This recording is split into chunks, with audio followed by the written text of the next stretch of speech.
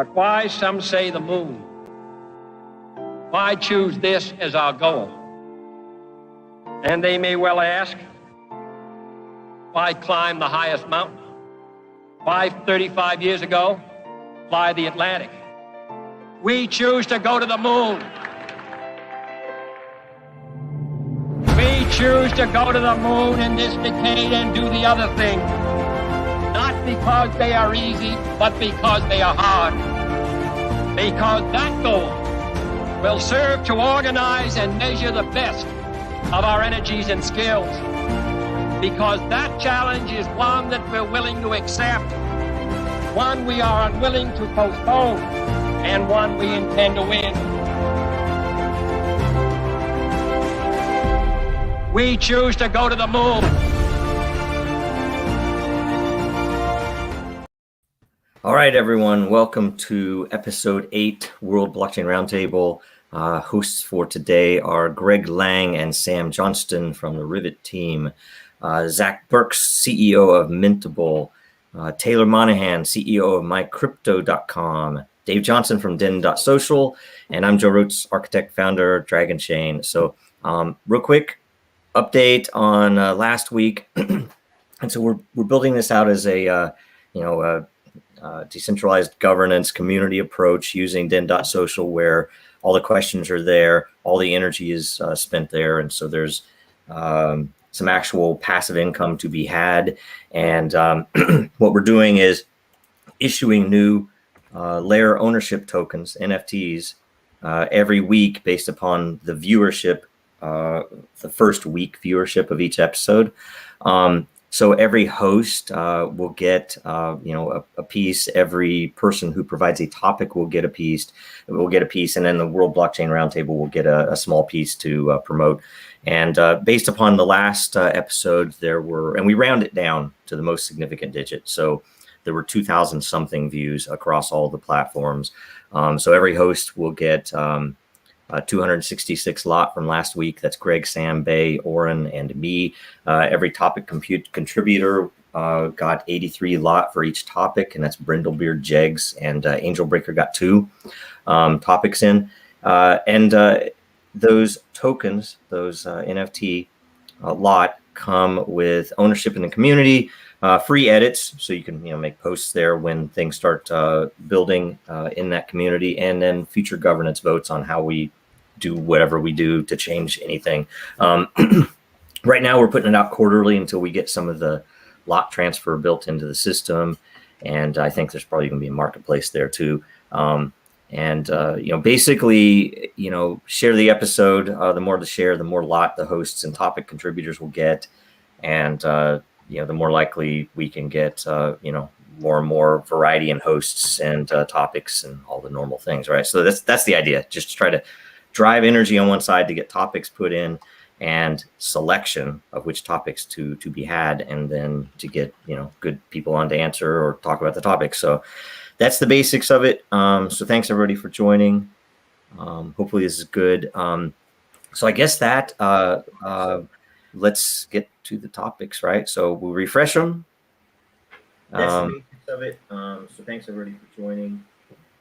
Hopefully this is good. So I guess that I hear an echo. Let's get. I don't know what that is. Somebody has something running. Okay. So anyway, first question. I was like thinking, is somebody talking? No. Sorry. Where do you see individual rights going with all the nonsense and craziness in the world? This is from Goose Creek Unlimited. And secondary, I guess, do you believe blockchain will help or hinder individual liberty, and why?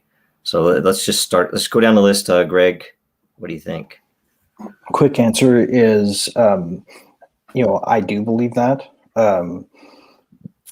personally, right? Like, it's sort of my personal commitment to believe that. Can it go the other way? Yeah. I mean, liberty is something that, that we can lose very easily. And we've seen that, like you mentioned, all the nonsense and craziness, and that could be referring to a lot of different things from a lot of different points of view. Blockchain does have the capability to foment liberty and help it, but it depends on how we build it. And that's something that we've committed to at Rivet, to make that a question that we ask ourselves with every choice we make about what we deliver. Um, whether or not everybody does that or that's the side that wins is more nebulous, but I'm hopeful. So that would be my short answer. Excellent. Sam, what do you think? And by the way, we're going to go down the line and we're going to see if this works, just to keep people talking over each other. And then it'll be open after that. So we'll see it. I want things to end up being everybody is free. Everybody has almost unlimited rights and freedoms to do and choose and move and spend money how they please, communicate with who they want to, say what they want to, have platforms to express and challenge their own ideas. However, in the near future, I don't see things as getting better across the world. I think that governments are inherently incentivized to expand their power and restrict the rights of those that they are governing, because that is their entire business model. And the best that I can see cryptocurrency coming into play here is essentially crypto anarchy, where it is that through the use of cryptocurrencies and group-based decision-making with and through cryptocurrencies, you can remove the need of governments and governance of people with other people, instead just use technology to step into that place. There's a lot of logistical issues there, but in general, that's where it is I hope things go. That is, I think, the best solution to getting us all the right amount of freedoms for each group of people without being horribly authoritarian about it.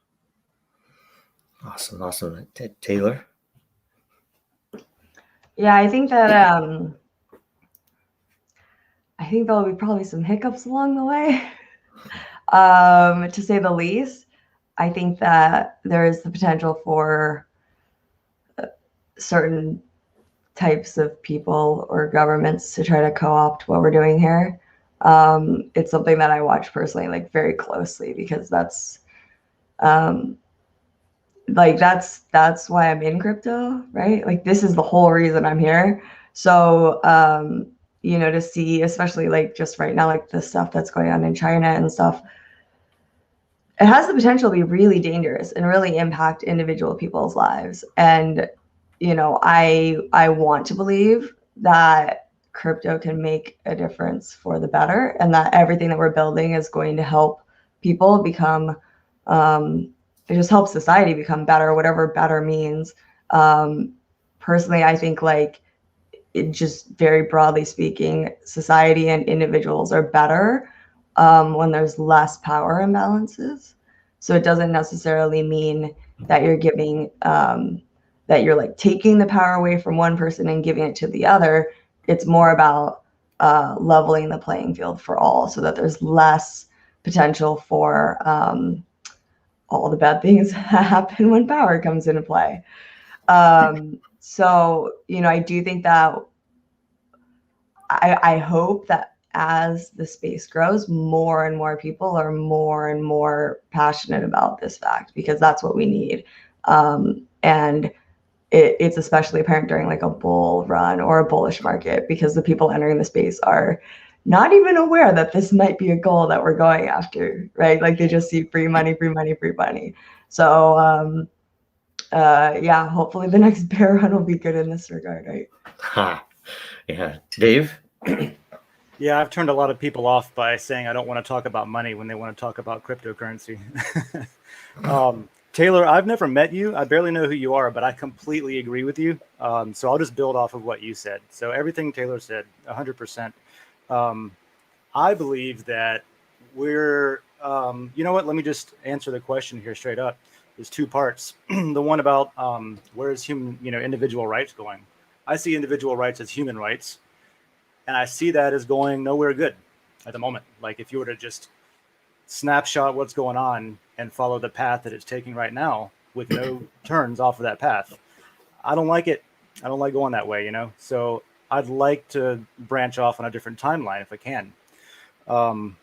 No new disruptive technology is going to be able to flip a switch and turn on in a clean, pretty manner. I've never read about that happening ever before. It's kind of messy while it's still getting figured out, and that's where we are. And do I believe it'll help or hinder individual liberty? I was thinking about the argument against gun control in the U.S., and there's a really good, interesting argument about, like, hey, what are you trying to do? The government's got all of this military power and they have all of these weapons. What are your pea shooters going to do against that? Is it really to protect you from your government and that kind of thing? Well, if you apply that to cryptography, that is like the last tool that we have that is just as powerful in anyone's hand, whether they're rich or not, whether they're poor and hungry. They can get their hands on some free open source code that provides them with the tools necessary to take their life into their own hands to whatever end that is, right? I'm not saying that you're going to be a millionaire and you're going to be uber successful, but you've got some different tools for the first time to do something that's whatever you want to do. It allows you to do whatever you want to do, no matter what everyone around you is saying.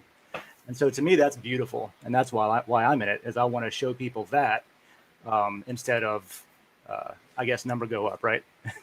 So there's my answer. Very good, very good. Zach? I think that, it's a given that blockchain is going to help individual liberty. That's really like a core principle that everyone believes in the crypto space, at least, all the people that are, that've been in for a while, not the people that just come in to speculate. And I think it's a very, kind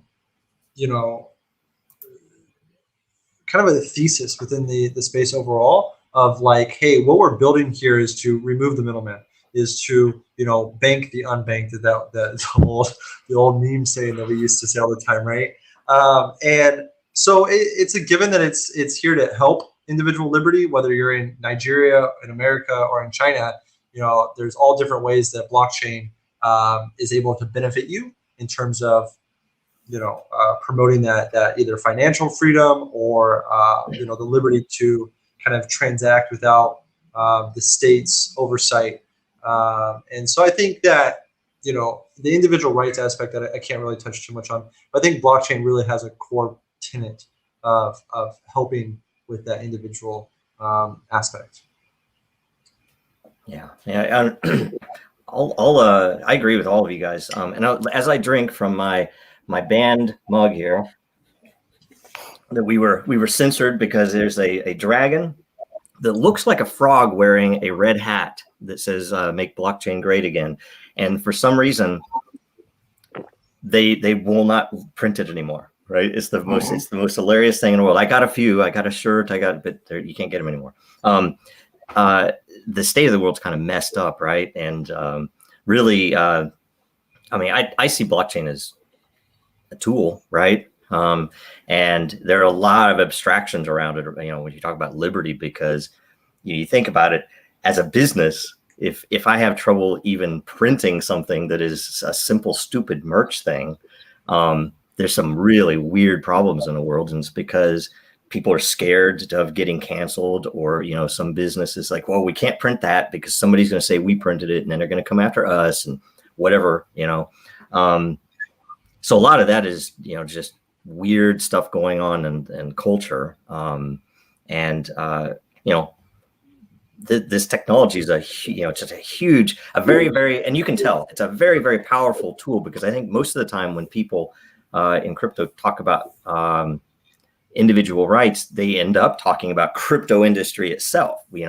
That we are so affected by all of the government regulations in our industry that sometimes we lose sight of the fact that we're actually building this so that people unrelated to crypto industry could theoretically use this as a tool to get information out, or to do things, or do things is, I guess, the most important thing. That might be spending money in a way that my tyrannical government doesn't want me to. It might be putting out a video of some event that, again, my tyrannical government doesn't want me to.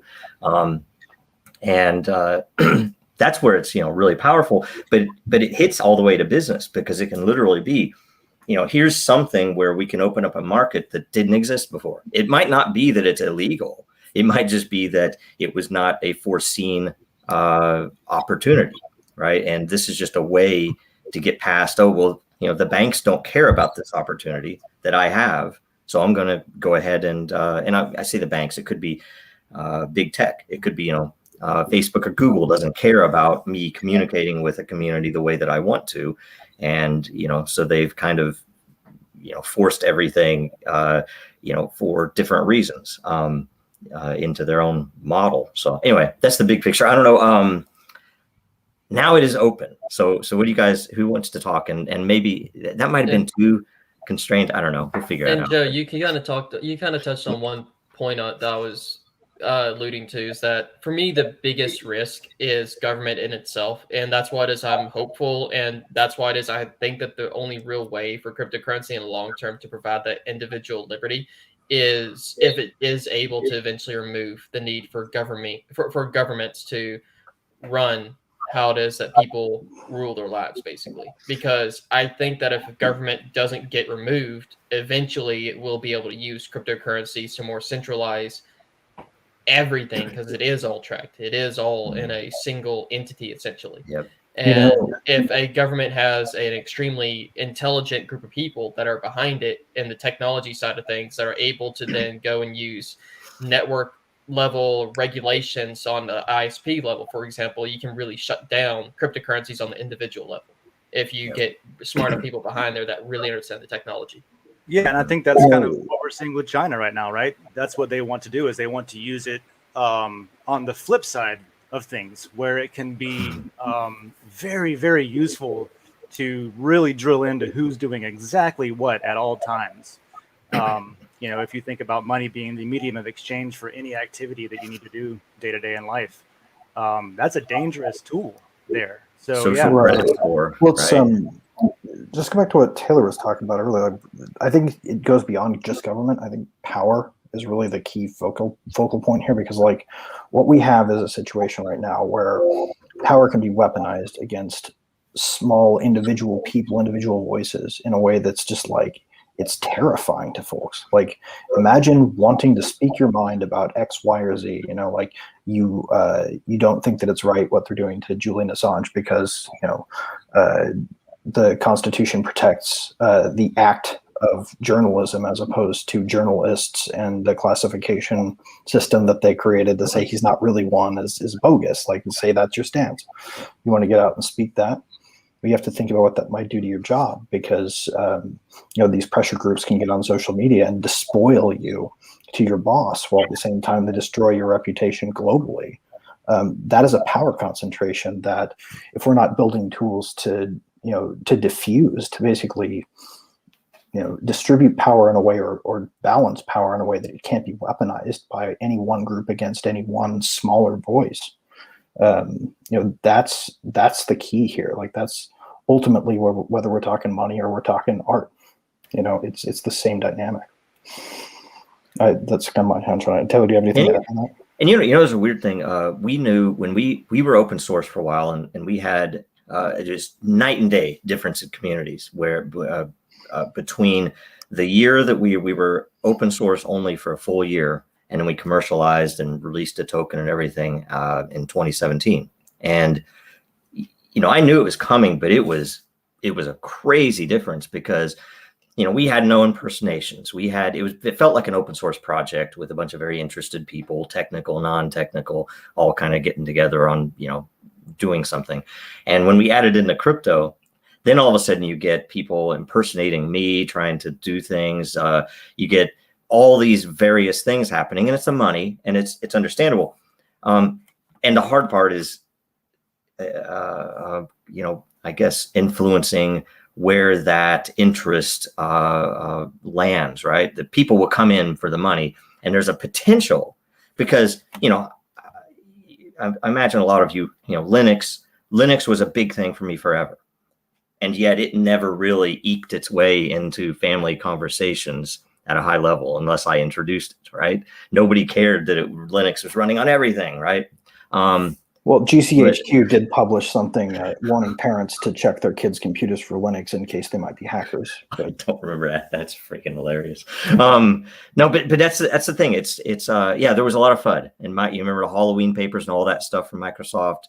There was a lot of FUD in that world because there was money behind the scenes, but it never went past the tech world.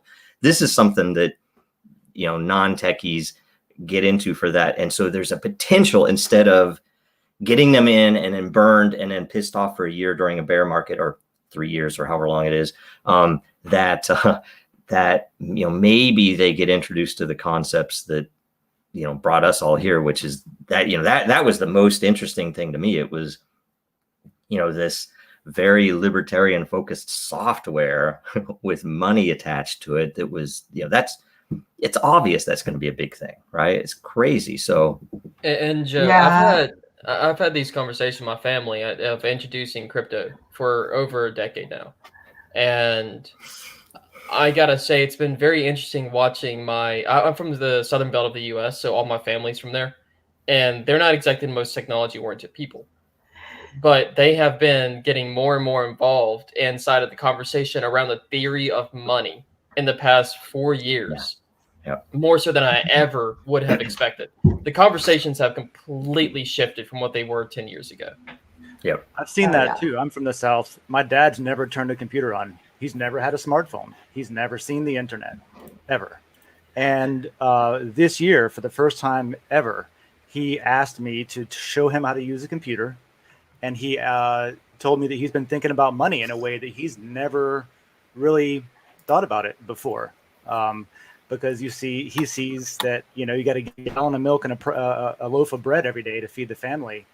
And that's part of your budget for food. And then your budget for food inflates however much it inflates, regardless of what the Fed says inflation is. You see it on your balance, if you keep up with what you're spending.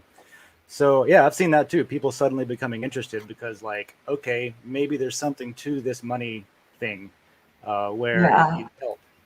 And I think they at least with my family, I'm not from the South. My parents are both pretty techie. They both have the newest iPhone. They're pretty good. There's something deeply unsettling with just what the US is doing with money these days. And my parents definitely aren't standing on a podium and telling the world what is wrong with it or how to fix it or anything like that. But they're just looking at the entire situation. They're looking at the market. They're looking at the housing market because we didn't have a COVID crash. We just sort of took a breath, and then we just are going to the moon now. And they're just looking around and they're going, I don't know what this is, but this isn't right. This isn't sustainable. You can't just you can't this can't work. And the conversation is then, okay, what is going on? Who is anyone in control of this? And are they the right people to be in control? And then it's quite easy to get into the cryptocurrency conversation, especially when I think the older generation is pretty wise to just how bad reactionary measures can be. Something bad happens and you want to react immediately. You want to go fix it. I'll do anything to fix it. And I think the younger generation, myself included, although I've been learning very quickly with crypto, it's not always the best way.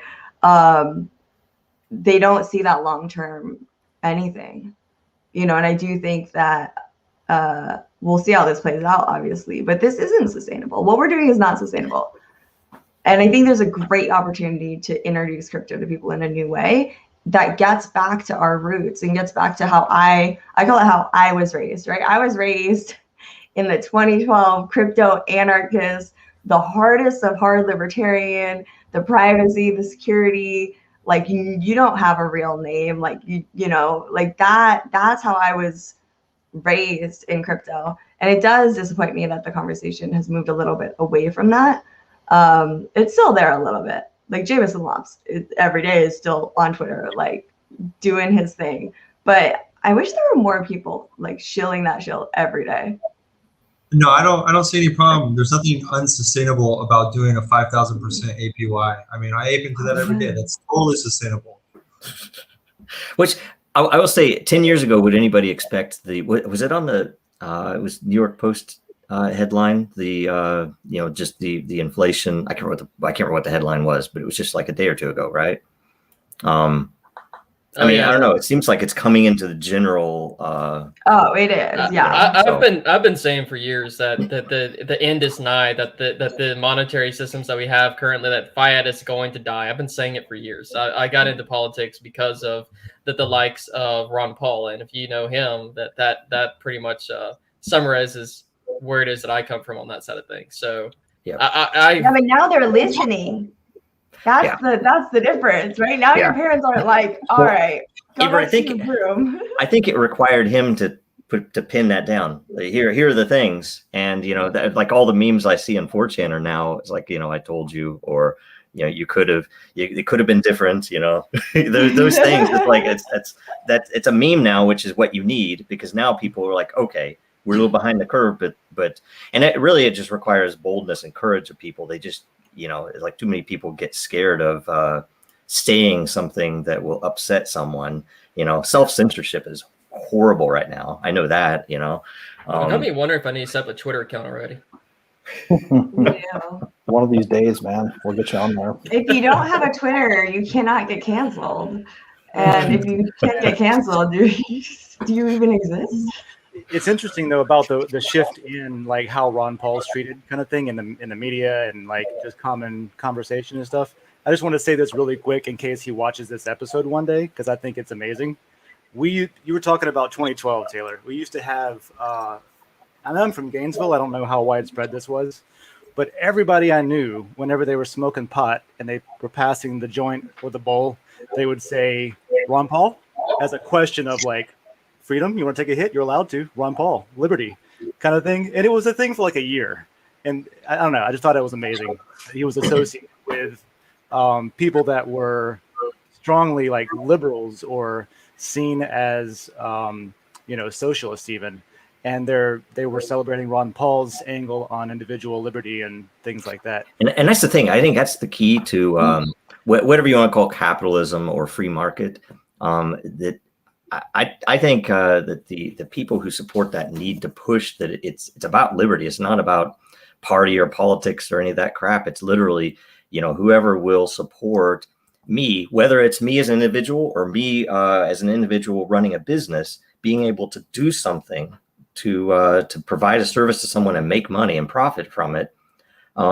It seems so odd that it's so hard to do that now, even in the U.S. In so many cases. There are just so many things you can't do that by all rights should be totally legal and normal, but there's you can't for some weird reason, because and it's usually because of a lobbyist or lobby group that puts enough money in. And I don't pretend to know all the paths, but I know that a lot of them are behind the scenes and not the way they should be. So it's there's so much bad stuff going on. I think everyone here is in America. Except, we're all American, but I'm in Asia. I've been in Asia for 3 or 4 years now, which isn't very long at all. But in that time frame, the freedom and liberties that you have in America, that we have in America, is like so much more attractive to me now. I live in Singapore right now, and it's an authoritarian government. There's just so many things that you can't do. And there's so many regulations and so much of a nanny state where we bitch and complain about America and how things have changed. But like, damn, what I would give just to be able to go back and just, I could go back. I'm not like I'm banned from, I'm banned from my own country, but I just, with COVID, right, I can't really go back and then come back here. But the thing is it's a whole different world, man, especially, we bitch and complain about it a lot, but the reality is we still have it really good in America. And even though, there's different regulation, there's different issues with different states and stuff, compared to other places, I still see a lot of, I think America and Canada and, those two probably have the most freedoms. If I was going to pick any country that was modern and westernized, I think. I think the thing that worries me about doing cross nation state comparisons is that there's this overall arc that runs through all of them that can go up or down in level of freedom. And I don't think anybody would have imagined that we would be taking, for instance, the best advice about how to handle a global pandemic from the Chinese model that they were literally being welded into their homes. Like in 2019, in certain parts of the country, no shirt, no shoes, no service was unwelcome in its obtrusiveness. And then we had this whole new article of clothing added to our attire for us, whether we wanted it or not. That was something that was unthinkable, and that was global. To me, there's definitely obviously an advantage to being in the United States, but how can we preserve that advantage and grow it globally? The U.S. used to be, or at least the U.S. I grew up learning about, was supposed to be a force for that. And I feel like that's someplace crypto is trying to save that part of our soul to a certain degree. Yeah. In terms of, sorry. go ahead. Tim. Oh, okay. I was just going to say, in terms of the U.S. is ass backwards in crypto. That's all I want to say is, like, compared to other places, the U.S. is really bad for crypto. And for other things, it's pretty good. But crypto, if we want to maintain that level of freedom and people looking to America as being innovative and a global leader, man, we've really got to change what we're doing with crypto and the regulation around crypto, the lack of regulation. It's ridiculous. The answer is still simple, though, isn't it? Scalable, decentralized, public permissionless smart contract system equals ignore them. Well, that's what I think the big problem is with people that make the rules, is when the moment you say, okay, this is going to make it very, very difficult to cheat ever again. It's interesting to me to see who's against that. That's all. Yeah. And I think that, in the US specifically, I think that we do rebel against any intrusions, right? Like the masks, people are very much against wearing masks. But, and then of course the other side is like, dude, do your part to be a pro-social creature on planet Earth and wear your fucking mask.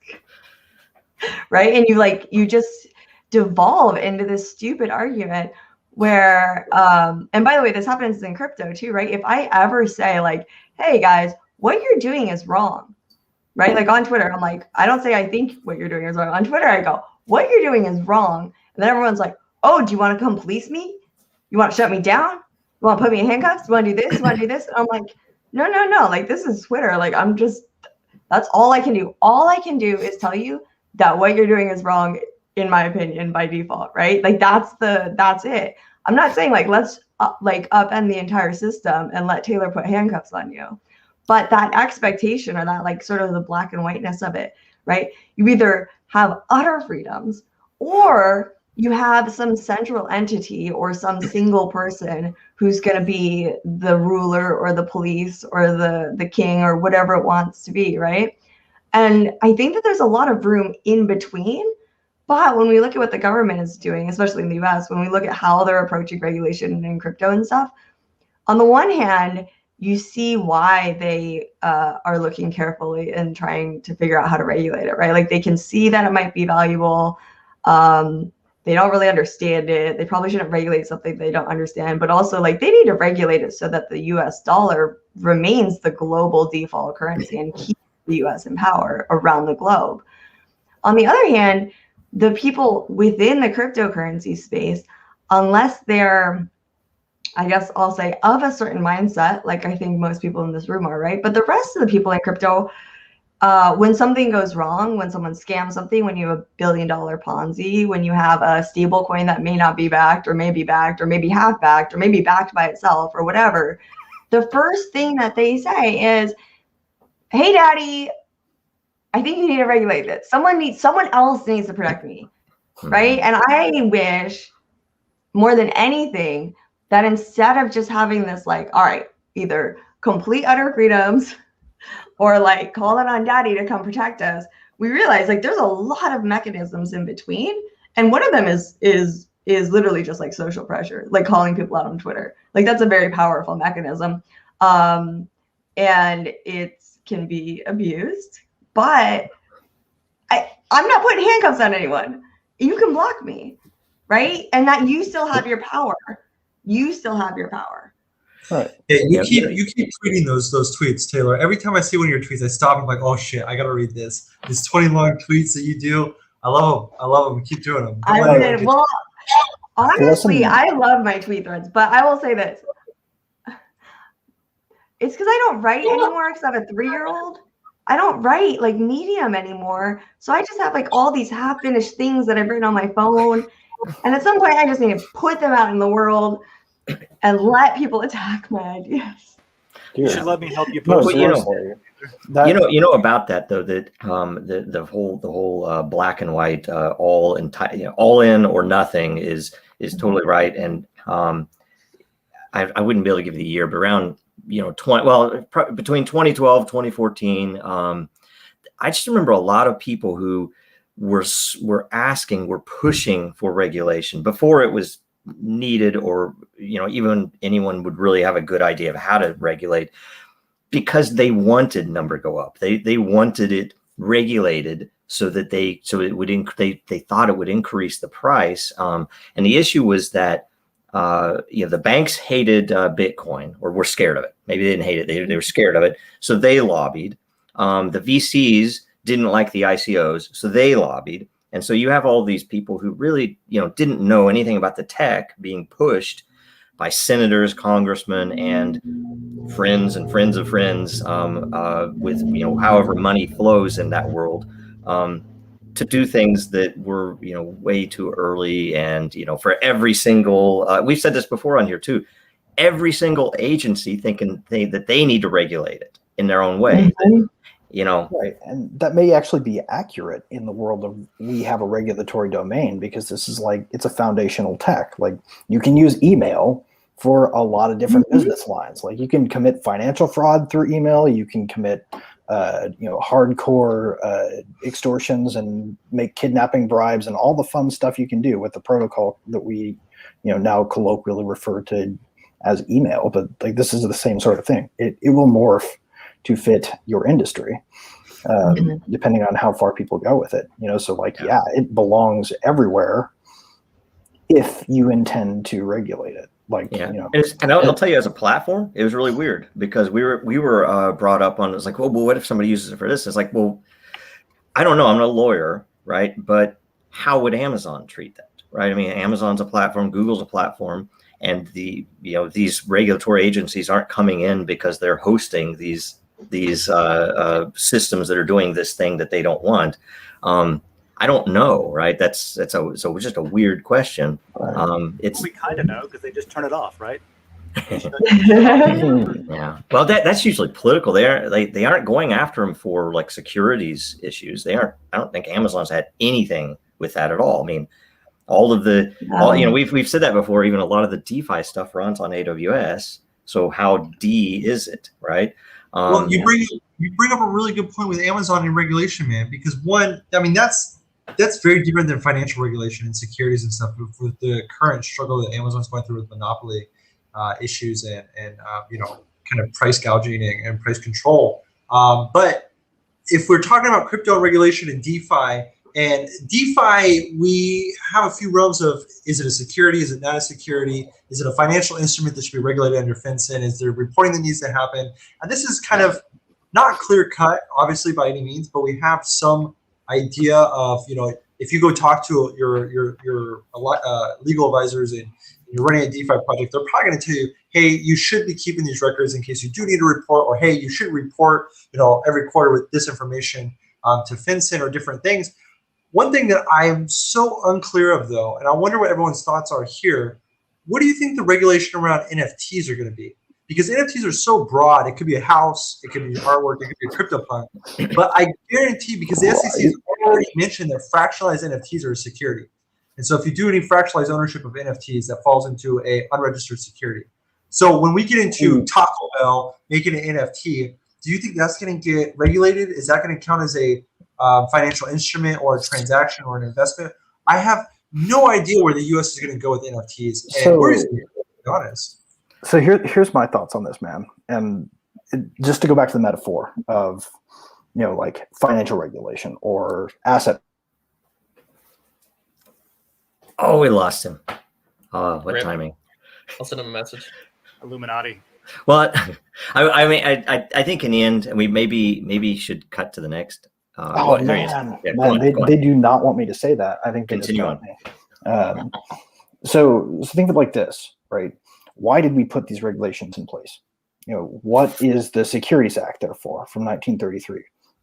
What's the Securities Exchange Act there for from 1934? It's there because brokers were scamming their customers halfway across the country by not taking their calls first, by trading for themselves first, and playing the news reports that would come out in the Sunday paper, because at that time that was the only time you could really read about the markets if you were halfway across the country.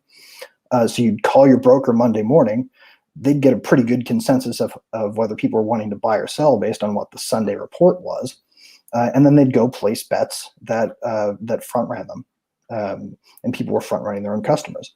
An information asymmetry in the sense that the 1933 Act actually meant. Can that happen anymore? Does that make sense in terms of the technology? Probably not. Like, do some other things make sense? Maybe. But and who wants it? Who still wants it?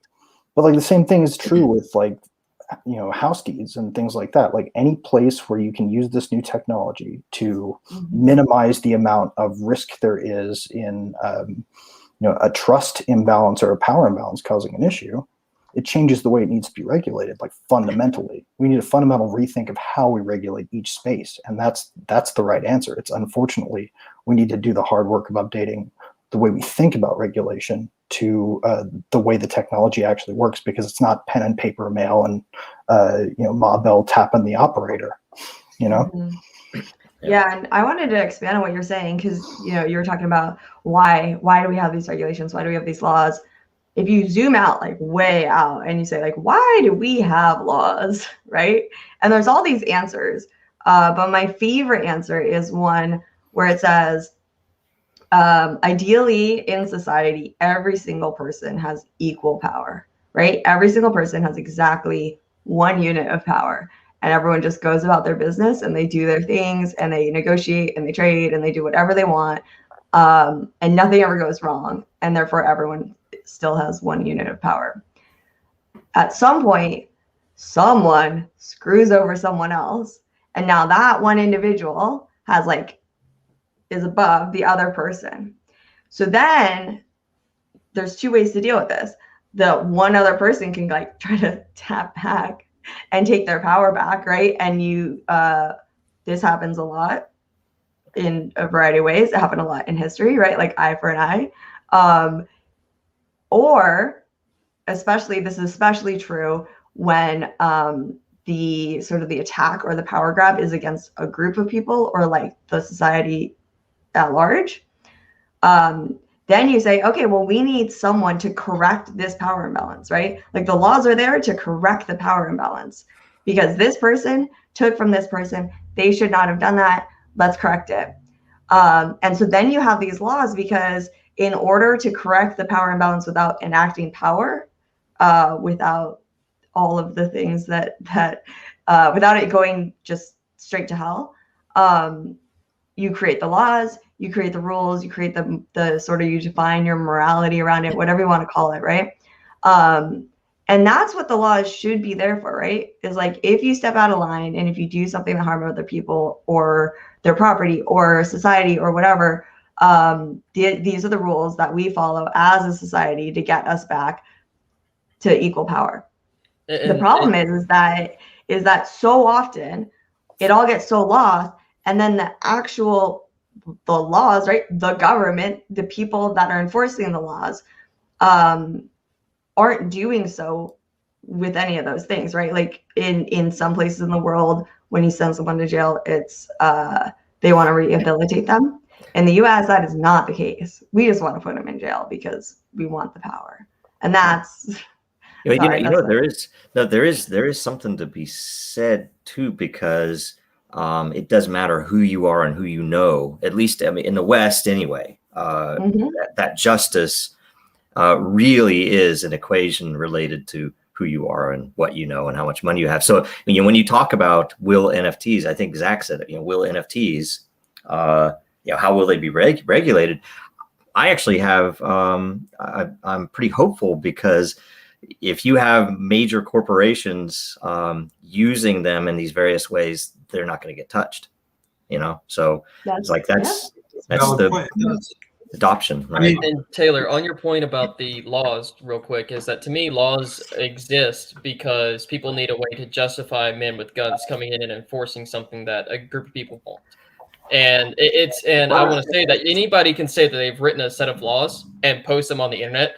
Anybody can do that, but nobody will listen and think that they have any right to be listened to, because no one with a gun is going to be able to come in and do anything to you if you are breaking those laws. Like I can say that I have a law right now of not wearing pants. Let me just say, this is like a total theoretical why laws exist answer, not reality. In reality, we all just want fucking power, and we want to have power over you, and we want to lock you up if we don't like you, and if you do us wrong, we do a little part of us, we don't admit it in the West anymore, but a little part of us is like, I'm gonna take your eye, I'm gonna take it. Right. You took my eye, I'm gonna take yours. And we're keeping tabs of how many eyes you could take if you got in power, so that we balance the horse trades that they make in the, That's just the bipartisan lawmaking right? is just like building up hordes of power and seeing who has bigger, and they decide with the people. Well, I mean, in the end, it should be, a libertarian view would be, I should have to agree to those principles that I am working under, but there's a geographical thing, and that's where the guns come in and everything else, right? So, a contract between you and I is going to be agreed to, and smart contract is better than having to rely on a judge interpreting English, right? But if you had a smart contract based non-geographic, you could live under any laws you wanted, no matter where you were in the world, then you'd have a competition. It's kind of hard, that on the geographical part. But I don't know, you guys want to go next? Dude, people should be allowed to do that, though. What the beautiful thing to me about crypto, smart contracts, and all this other mess is that it removes that need of someone with guns to come in and enforce it. Yes, exactly. It forces good, honest, trustless, good faith actors, and transparency. Right, but so long as the structures themselves aren't deceptive, right? Like, because that it's really the post hoc effects that make it troublesome. To even say that, like, everything can be atomic and self-executing. Even that, it's a matter of, I hear a lot of people talking about, who's going to interpret the code, right? Way back when I first started, even with neighbors bringing it up, about, what smart contracts could do. They need daddy to interpret it. That's the thing. Stop looking for daddy. Even that's a marketplace, though, because anybody who wants to can go in and look at the code. They could, if they wanted to, interpret it themselves. If they don't want to do that, if they're lazy, if they don't have the skills or want a sanity check, they can go to someone that then you still have some level of trust, but it's going to be at least a marketplace. The new lawyers, man. Yeah. Developer analysts. Yeah. Yeah. Will they be less evil or more evil? That's the real question. Or is it? I think more evil because they're developers, and developers inherently break stuff. I don't know, but it's a weird thing. And in normal life, when before the crypto world, I used to do stuff, and my secret power was that I was an engineer. I could go into different industries, and I could pull out info that my bosses needed to make a project succeed. And because I could go talk to an engineer very rarely will lie about software or about the engineering. They're usually proud of it. There are some that are bad seeds, but it's an interesting thing. You can really pull a lot out because it ends up it's science. It's a very objective approach to things, and so I don't know. Git reveals all in the end, anyway. Yes, yeah. So all right, you want to move on next topic? You guys okay? One other topic, right? Yes. You told me that there were going to be topics. Yes. Oh yeah. Yes. Yep. Okay, so this one should be fast. There's the topic is, I don't understand. I'll be there, but this is obvious an NFT collector moving forward. This is like, I guess. I don't know. Does anybody have anything to say about this? I mean, it's just a good meme. And he's saying, I'll be there, as in he's leaving one NFT for the next NFT. A new NFT comes around, all the other NFTs are left behind. He's got the new hot NFT on the market. It is, it's a good meme, because I think it's also true is that NFT collectors, they really, really do seem to push the current, hottest, newest NFT for that social boost. And then after it's been boosted, they look for another one to boost. I feel like they should play out the whole series. Remove the NFT from that statement, though. Collectors will promote the hottest item in their market whatever the hottest item is, I think it's not native to NFTs. I think that's something that, it's a typical collective behavior. Yeah, but I mean, as humans, right? We achieve something, and then we're like, oh, okay, cool. I'm just gonna sit on the couch for the rest of my life, right? No. We're like, all right, we're gonna just move that goalpost right over there, more and more. It's totally human nature for the good and the bad, right? It's a good hype economy, at least. It keeps things interesting and not boring, right? And that's crypto though, because every day there's a new NFT project in crypto. Every day there's a new crypto project. You think that the NFTs that people leave behind are also flabbergasted? No, because they don't leave any NFTs behind, man. I've got hundreds of NFTs on this device right here. They're never leaving my wallet. But how many of them are you still chilling and trying to push up? Well, it depends. If you count my 27 anonymous Twitter accounts, then all of them. I will say this: you will watch those NFTs that are left behind. They will come out of the woodworks 2024.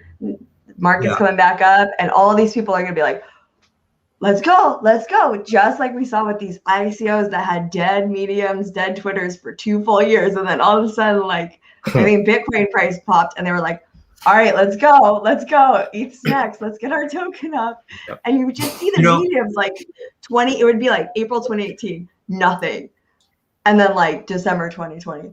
Hey guys, so we're a DeFi token now and it's governance. Yep.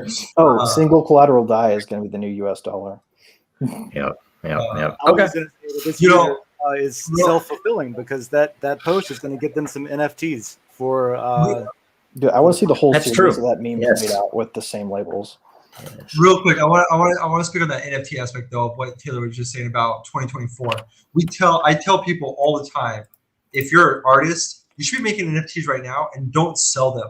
Just anytime you make something, just make it as an NFT as a record, just like you do when you would keep lyrics in a notebook and you throw it in your attic, and 20 years later you'd find it look at these lyrics I wrote in high school, how funny.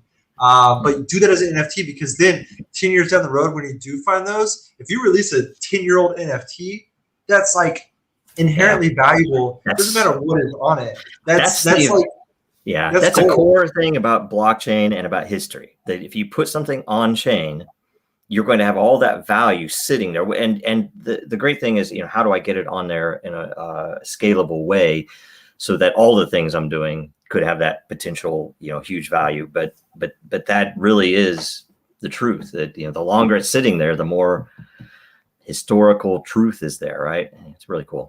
Okay. So hyper deflationary dev. I didn't say the name. We'll get some NFTs out of that. So, okay. Brindlebeard question. Basically, Bitcoin, Ethereum, and altcoins as viewed with most of the public eye. Some people go straight from Bitcoin to altcoins or shit coins even, right? At what point do you think altcoin will be removed from the cover of that term, along with allowing the other coins to be their own entity without the shade? Do you think the term hinders growth and acceptance of crypto as a whole? And I'll throw in, and do you think that is by design? Start with Sam now. All right, so Greg lost his place. I have watched a number of cryptocurrencies, shitcoins, altcoins, whatever you want to call them, come in and out of the flow of what is popular and what is hype. The only thing I can say is that ETH is kind of coming into its own with how much attention it's gotten with being so different from Bitcoin and really sticking their name out there to try and make a name for themselves. Bitcoin got there first, and it's not fucked up anything yet. So it's going to remain identifiable for long term because of that first mover advantage, in my opinion.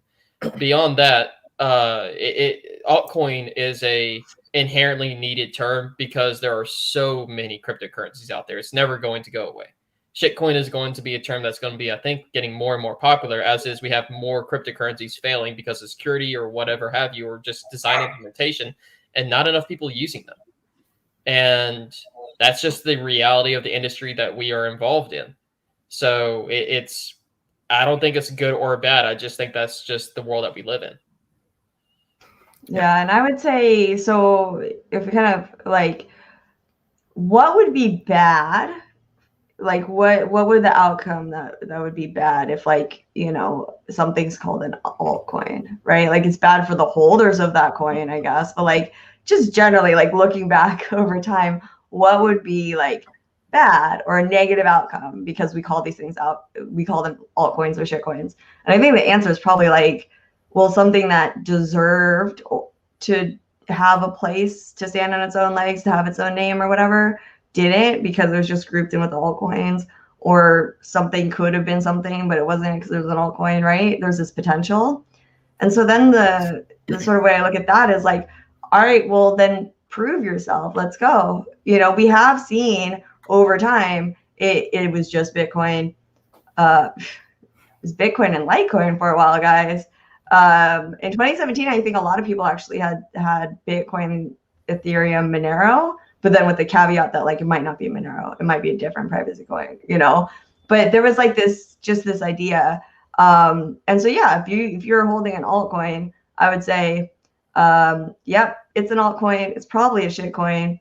And if you want it to stand on its own two legs, you better work your ass off to make it stand on its own two legs and get its own name in the sort of global cryptocurrency sphere.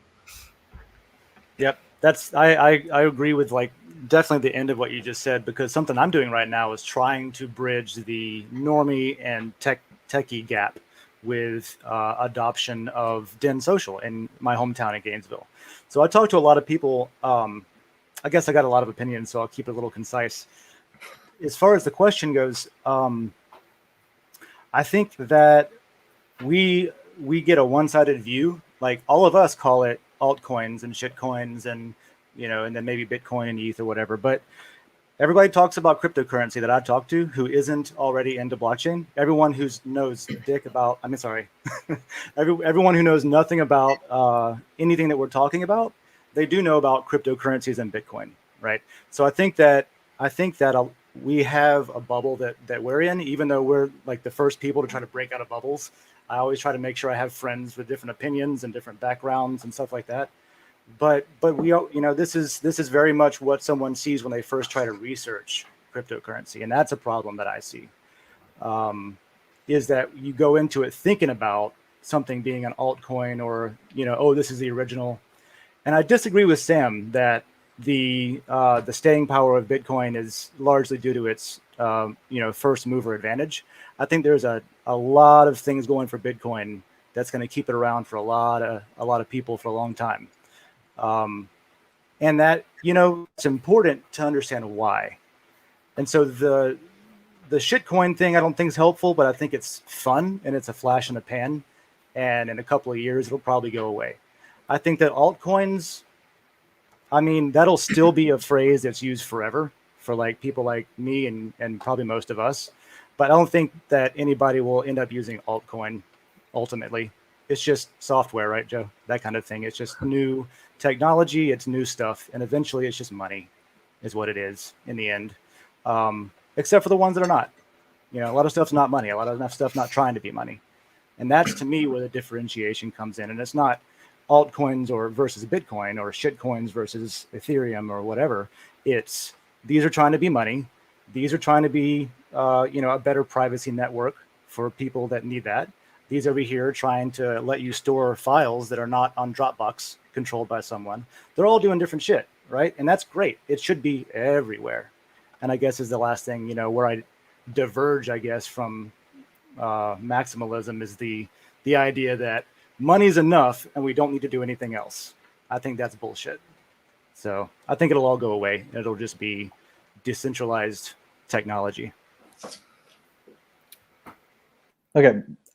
My thoughts, this will be useful for the indefinite future until it stops being useful, right? Like we have Bitcoin, we have the altcoins. It's a great way to talk about things if you're on, one of the 3-letter networks, right? Like you can summarize what you're thinking about very quickly because your viewers don't understand how to differentiate between Tezos and ETH and Doge and whatever else yet. Like they're not there. These are coins though, right? And it's always been a metaphor, right? It's a metaphor for something on a blockchain powered ledger system. And as the second we start calling, somebody's going to invent the first, bit deed or whatever. Like, let's just call it something stupid like that, or bit,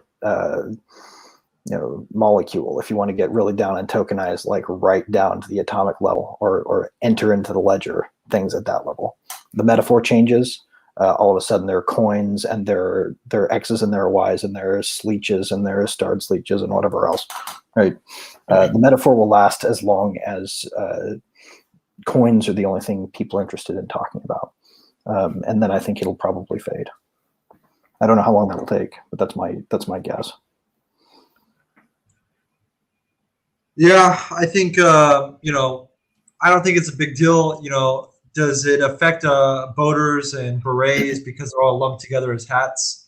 No, it doesn't, right? And so, we have shit coins, and I call them shit coins. I almost never use the word altcoin unless I'm talking like an important like business meeting. I don't want to say the word shit, but they're all shit coins. And I think it's how you look at blue chips and then other stocks. That's not even a fair comparison, because other stocks might be valuable. We have thousands and thousands of tokens. Like literally tens of thousands of tokens that are made every year.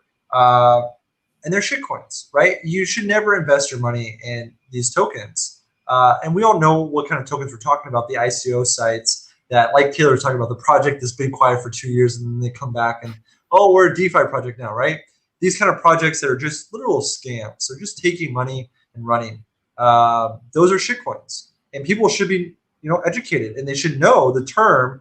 Like, it should be a derogatory term, because it should be a warning flag. Like, is this a shitcoin?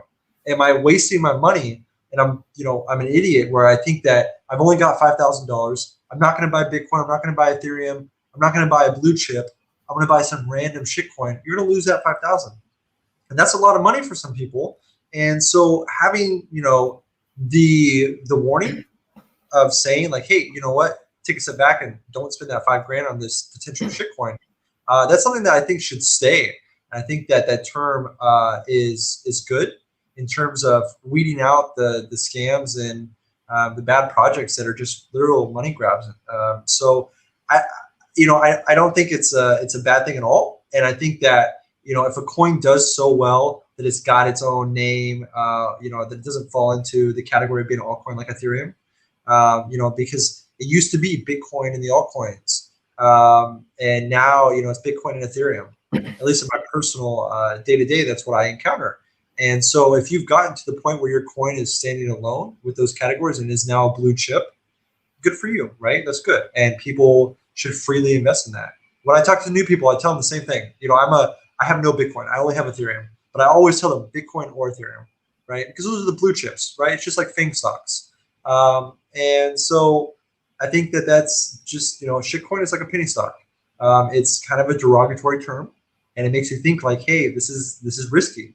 So I'm happy with it. That's a good thing. Yeah, exactly. It is. It's a warning flag. It's basically like what MetaMask does when you go to a site. It's like, hey, this might be a phishing site. It's on our list. Don't go here, right? That's a good thing. We should keep that. We shouldn't get rid of that. I feel like this is a little political correctness coming into play. Like, oh, altcoin and shitcoin. I don't like the derogatory nature of it. But, Taylor, I thought of that as a feature before, but I don't disagree. I kind of like it. It's a totally valid point, like, especially if you're talking to, the people who are just getting into this, who are getting into it for the investment, right? Yeah. I mean, they're not thinking about it in terms of like, how do you tokenize miles driven on a semi truck in an accurate way? Like, they don't care about that. I have to hop off, but I'll share one story, right? I've always told in real life, people talked about crypto, and then at a certain point I started telling them, get in, buy some Bitcoin, buy some ETH, watch the price, then you take a little bit, you get it off like your Coinbase or Gemini or wherever they are, where it's like a safe little bubble. Take a little bit, move it off, play. Here's the things you can play with, right? This time I did really well, and then I don't know, I screwed up. One of my friends bought in June 2020, bought a bunch of ETH. So he was sitting pretty, right? Like he did. That was some good financial advice, Taylor. And then this boy goes and sees the whole Doge thing, and then sees the whole Shiba thing, And then I run into him and I was like, yeah, this market's hot. This market's crazy. Like, what's up? And he's like, dude, I bought so much ass and it is like the next thing. Hey, Taylor, you missed it. On the last episode, Taylor, you missed it. I actually said that I was a Dogecoin maximalist whenever we were talking about what makes a coin inherently valuable. Yeah, and that's what it is I opened with. So, oh my god, because me. Is ass a token? I think it is. Yeah. It's the, it comes with brilliant safe shepherd. It's a whole thing. And that's the thing. That's the thing. If you look at this not as an investment side, I mean, I totally understand. You need stuff where this is potential phishing. These are black marks, or there's not enough adoption or activity to maybe say that this is in some realm of you should get involved with this project. You could be talking about mining, right? You could be talking about using these tokens we should be talking about using these tokens for something. And I think that's the adoption curve is going to affect that, because all of a sudden people won't be talking about, oh, I'm going to get into crypto, meaning I'm going to buy something, right? And do nothing, right? It should be, I'm going to get into crypto. I'm going to get into this particular platform and start doing things. And, and it might very well be hopefully to make money, but it'll be about doing something instead. And at that point, the issue is inside of this bubble of our industry.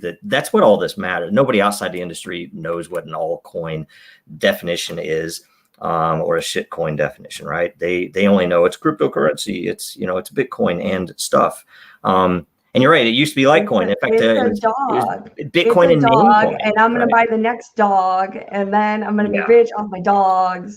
Yeah, that's I explicitly tell people when I introduce them to crypto, do not trade, do not buy shitcoins, only buy Bitcoin and Ethereum. I have a buddy, he was my neighbor. Dude has no idea about crypto. I talked to him for about 2 weeks. We'd hang out outside, every night and just chill for a bit. And I finally convinced him to buy crypto on Ethereum. I mean, crypto on Binance. He ended up buying Ethereum, Bitcoin or Ethereum is what I told him. I said, look, only buy Bitcoin and Ethereum. And sometimes he would come to me and say, hey, how do you feel about XRP? Or how do you feel about SAND? Or how do you feel about any new coin that comes onto Binance? And I would tell him the same thing. I was like, dude, do not trade. You don't know what you're doing. Just buy Bitcoin and Ethereum and hold it. And he started with like, I don't know, $10,000 or $20,000. And this was like a year and a half ago. He's got like $500,000 now.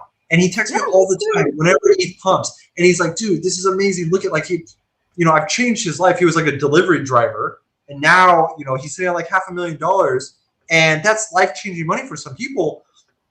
And it's because he didn't go buy ass. He didn't invest in Cum Rocket. He didn't go all in. Yes. Okay, so then the question is, why did my friend? Because I've tons of people. I've gotten tons of people in crypto. Right? Why did my friend buy the ass? Right. This is why. Ready? Coinbase used to be a safe bubble. Now it's not a safe bubble because they'll put you onto the Coinbase wallet, which lets you interact with the dappy thingies. And suddenly he's looking at all the little news and ready. I was like, where did you find out about ass? Oh, well, this guy on Facebook, he makes these videos and he called the Sheeb pump and he made 800% off of the Shibu Inu. And now he's recommending the ass coin. And so I just had to get in on that. Right. And so now I'm like, well, I'm never recommending Coinbase again. I thought that was a safe, expensive little bubble where in order for them to get out of there, they'd have to fucking come through me a little bit. DeFi, man. It happens to anybody. People really, no, I mean, don't. If the name makes you chuckle the first time you hear it, don't. I mean, and if somebody messages you on Telegram privately and gives you a tip, no. If somebody made a TikTok about it and that's how you heard about it, don't. Wait, you're not going to invest in my Poggers chain? We've all done this. Literally every one of us has probably done this when we started in crypto, where we heard some random person on YouTube who we didn't do any research on. They just said that they made all this money. We're like, oh, okay, I'll buy that coin. Right? We've all done this. We literally all, whether it was in 2012, 2013, whether it was in 2018, whether it was in this year, people are always going to make these mistakes. This is just literally the rookie newbie mistakes. And this is our job, is to encourage them, like, hey, don't do that. You can make a lot of money if you just, shut up and don't touch your crypto.